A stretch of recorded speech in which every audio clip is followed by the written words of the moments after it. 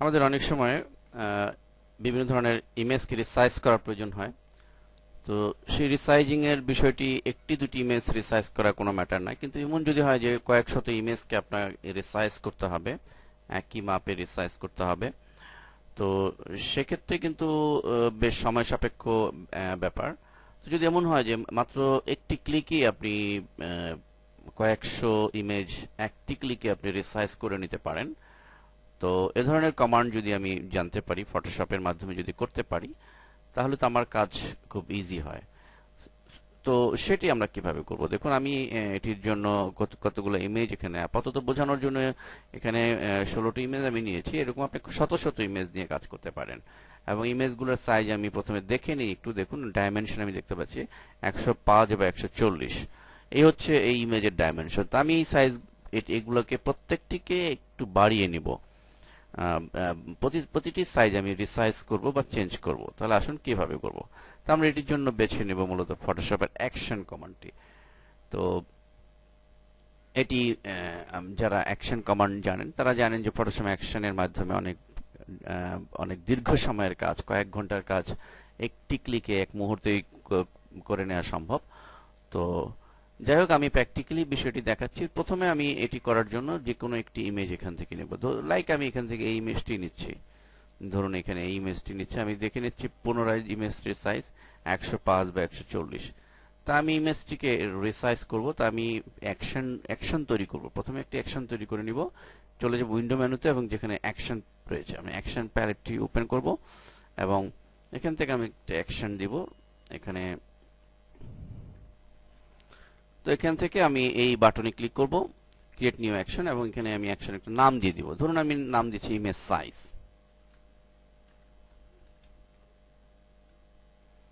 আমি রেকর্ড করব। এখন আমি যা করব সবই রেকর্ড হবে। এখন আমি এটা সাইজ বাড়াবো। আমি ইমেজ সাইজ, ইমেজে চলে যাচ্ছি, আমি ইমেজ সাইজে যাচ্ছি।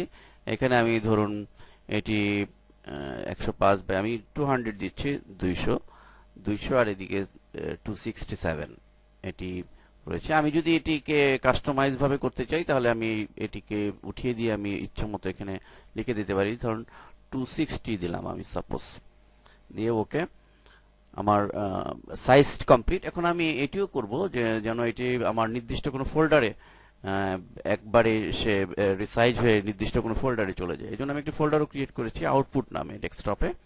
তো আমি এই ফোল্ডারটিতে সেভ দিব। তো ফাইলে গিয়ে save for wave, save for ওয়েবে গিয়ে আমি জেপিজি ফরম্যাট সিলেক্ট রয়েছে, আমি ধরেন জেপিজি ফরম্যাটেই সেভ দিব। সেভ সেভ দিলাম। এখানে আউটপুট ফোল্ডার ডিফল্ট সেটিং আছে, আমি সেভ দিলাম এই নামই।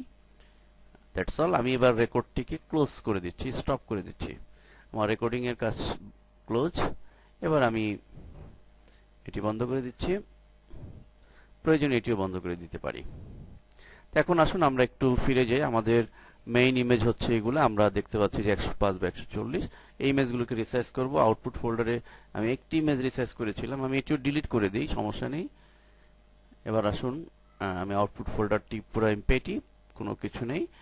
এবার আমি চলে যাব সব ইমেজকে রিসাইজ করব। তো আসুন এক ক্লিকে ফাইলে ক্লিক, আমি স্ক্রিপ্টে চলে যাব এবং ইমেজ প্রসেসর এখানে চলে যাব, এবং এখান থেকে প্রথমে আমাকে সিলেক্ট করতে হবে যে কোথায় আমার ইমেজটি রয়েছে। সিলেক্ট ফোল্ডারে গিয়ে আমার যেহেতু ডেস্কটপের আন্ডারে মেইন ইমেজের মধ্যে আমার ইমেজগুলো রয়েছে, মানে সোর্স ফোল্ডার যেটি রয়েছে সেটি সিলেক্ট করে দিলাম।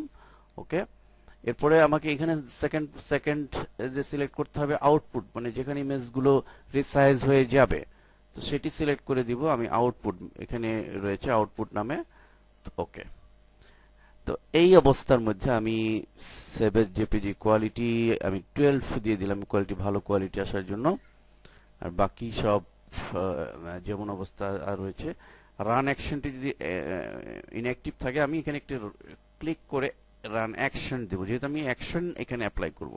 তাহলে রান অ্যাকশনটিকে একটি টিক চিহ্ন দিয়ে আমি এখান থেকে অ্যাকশনটি সিলেক্ট করব। দেখুন এখানে ক্লিক করলে আমি আমি যে অ্যাকশনটি তৈরি করেছিলাম ইমেজ সাইজ নামে, এই এই যে দেখা যাচ্ছে এটি, সো এটি আমি সিলেক্ট করে আমি জাস্ট রান বাটনে ক্লিক করব। তো লক্ষ্য করুন আমার মেইন ইমেজে সংরক্ষিত সকল ইমেজগুলো কিন্তু সে রিসাইজ করেছে। ওকে দিলাম আমি। এবার আমি যদি একটু ফিরে যাই এবং আমার আউটপুট ফোল্ডারে চলে যাই, লক্ষ্য করুন আউটপুট ফোল্ডারে কিন্তু আমি দেখতে পাচ্ছি যে আমার সকল ইমেজগুলো সব রিসাইজ হয়েছে এবং ডাইমেনশন যদি দেখি দেখুন 200x260, অর্থাৎ আমি যেই সাইজে রিসাইজ করতে চেয়েছিলাম সেই সাইজে প্রত্যেকটি ইমেজ কিন্তু রিসাইজ হয়েছে, প্রতিটি ইমেজ রিসাইজ হয়েছে। আমরা প্রপার্টি দেখলেও বুঝতে পারবো এবং জেপিজি ফরম্যাটে রিসাইজ হয়েছে। তো এভাবে আমরা ফটোশপের এই রান অ্যাকশন কমান্ডের সাহায্যে আমরা এই ধরনের